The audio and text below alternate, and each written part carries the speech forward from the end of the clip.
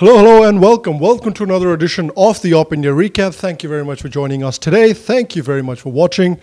We appreciate you. So recently, the Supreme Court of India passed a judgment where it limited the time that people were allowed to burst firecrackers on Diwali between 8 p.m. and 10 p.m. on Diwali day. They also said that only green crackers were allowed to be sold for Diwali. And as expected, behind the Supreme Court judgment, there has been a ton of support from the usual suspects in the liberal circles and the leftist circles, which is very funny to me because the liberals and the leftists will always go to Times Square, New York. They love going to Pattaya and things like that in Thailand and Malaysia for New Year's, and they love watching the fireworks display on New Year's there, and they love hugging people, kissing people, and telling them Happy New Year.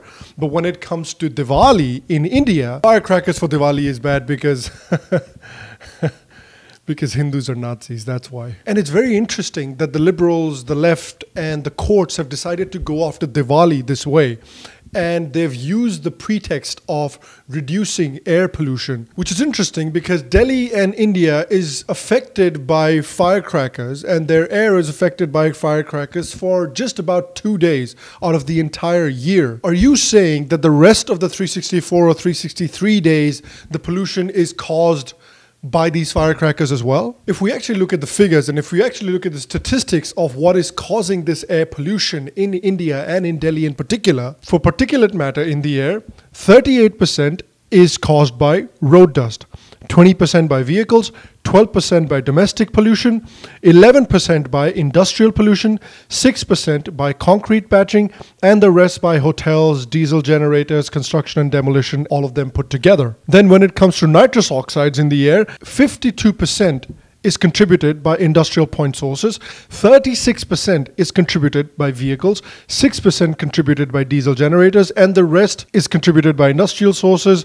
hotels and restaurants, and aircrafts and domestic sources all put together. Where are the firecrackers? When we look at the figures, we see that there are other causes that overwhelmingly cause the air pollution problems in India, but are the liberals going to listen? No, I can't.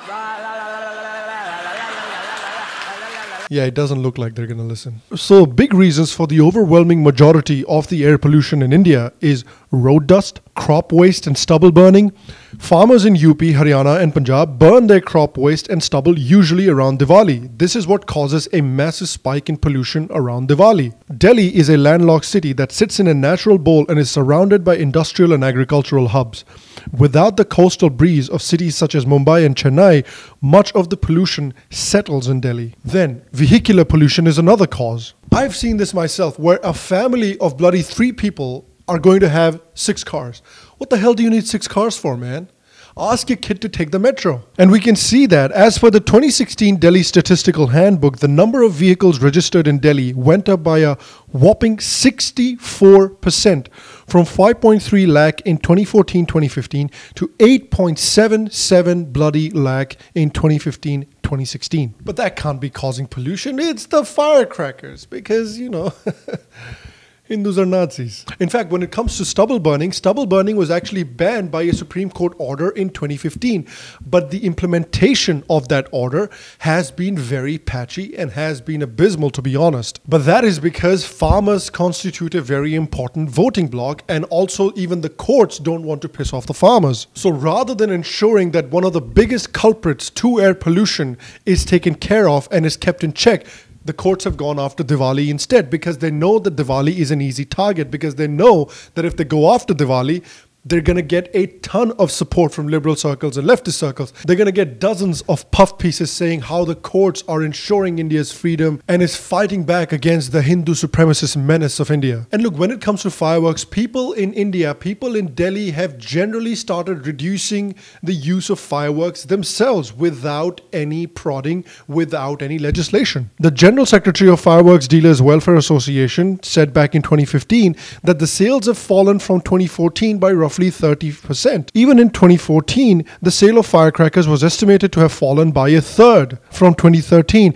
And in 2013, it had fallen by 25% from 2012. So you can see already, Indians did not need any prodding or probing or any weird legislations to reduce the use of firecrackers. People have started to realize that there is a bit of a noise menace. A lot of kids don't like those loud noises. A lot of the pets don't like those loud noises.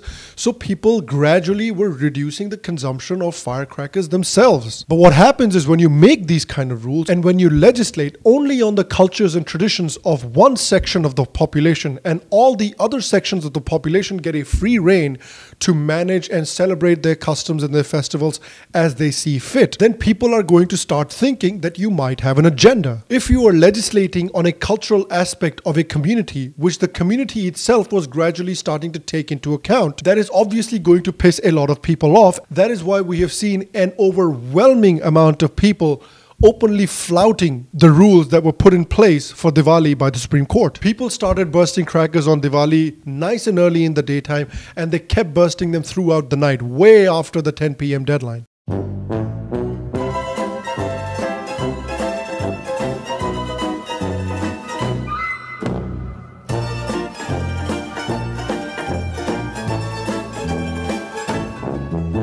A lot of people are even saying that this is one of the biggest examples of non-cooperation or civil disobedience shown after independence. And this is what happens. Ronald Reagan had a very interesting quote that is very relevant to our discussion today. He said, "The role assigned to judges in our system was to interpret the Constitution and lesser laws, not to make them. It was to protect the integrity of the Constitution, not to add to it or subtract from it. Certainly not to rewrite it. For as the framers knew, unless judges are bound by the text of the Constitution, we will, in fact, no longer have a government of laws, but of men and women who are judges. And if that happens, the words of the document that we think govern us will be just masks for the personal and capricious rule of a small elite." And that is very relevant today with what we are seeing with the courts in India. We are seeing the courts almost develop a sort of a messiah complex egged on by the left and the liberals. The job of the courts is to uphold the law. The job of the courts is not to rewrite the law. It's not to legislate. That is what the legislative branch of the democracy does. And that is how a democratic system is supposed to work, because if the courts start to play legislators, then the people will start to lose their faith in the courts. And we have seen that with examples of Sabarimala, and we have seen that with examples of Diwali, where people have increasingly started to lose faith in the courts. People have started to see the courts and judges as activists rather than the people or the institution that upholds the law. And that puts us in dangerous waters. Alright guys, so that was today's episode. I hope you enjoyed today's episode of the OpIndia recap. If you did, please make sure to give this episode a thumbs up. Please make sure to give this episode a like. It helps OpIndia out. It helps our YouTube channel out. If you enjoy what we do here on OpIndia, you can go ahead and subscribe to the OpIndia YouTube channel down there. I will see you for the next episode of the OpIndia recap. And until then, stay happy, stay healthy, and I'll see you soon.